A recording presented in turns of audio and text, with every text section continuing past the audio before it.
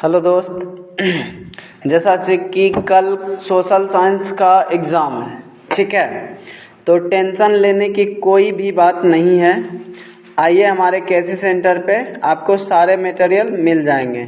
तो देखो, सबसे पहला जो क्वेश्चन है वो कहता है क्या यूरोप इतिहास में, ठीक है, घेटों का क्या अर्थ होता है। तो कहता है घेटो शब्द का व्यवहार मूलतः मध्यकालीन, ठीक है, यूरोपीय शहर में यहूदियों की बस्ती के लिए किया गया था, परंतु वर्तमान संदर्भ में यह विशेष धर्म, जाति, प्रजाति या सामान्य पहचान लोगों को एक साथ रहने का स्थान को इंगित करता है।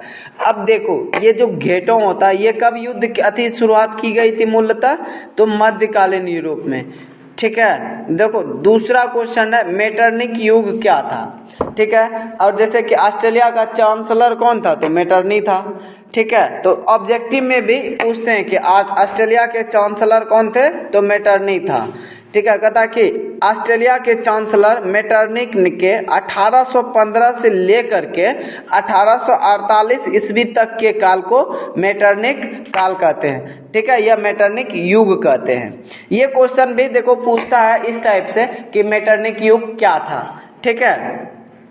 उसके बाद देखो मेटरनिक निरंकुश राजतंत्र में विश्वास रखता था। ये जो मेटरनी था ना, ये निरंकुश और राजतंत्र में बहुत ही ज्यादा विश्वास रखता था और क्रांति का घोर विरोधी था, ठीक है। और ये क्या था, मेटरनिक क्रांति का बहुत ही ज्यादा ये विरोध करता था। देखो वह क्रांति का कट्टर शत्रु तथा क्रांति विरोधी भावनाओं का समर्थक भी था। कौन, मेटरनिक था। वह राजा के दैवी अधिकार में, ठीक है, विश्वास रखता था, राजा के दैवी अधिकार में वो विश्वास रखता था, ठीक है। अब देखो दूसरा क्वेश्चन है कि राष्ट्रवाद क्या होता है।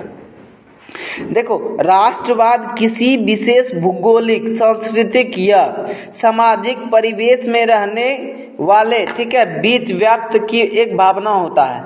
अब हम देखो राष्ट्रवाद कैसे नॉर्मल में भी अगर हम बात करें, जो, ठीक है, उनके, ठीक है, परस्पर प्रेम और एकता को स्थापित करती है। यह भावना आधुनिक विश्व राजनीतिक पुनर्जागरण का भी परिणाम होता है। राष्ट्रवाद देखो, अब हम अगर देश के लिए, अपने देश के लिए, ठीक है, अगर हम अपने देश के प्रति सच्चे निष्ठे कर्म से अगर सेवा करें, देश के प्रति सोचे और देश को आगे ले जाएं, अगर इस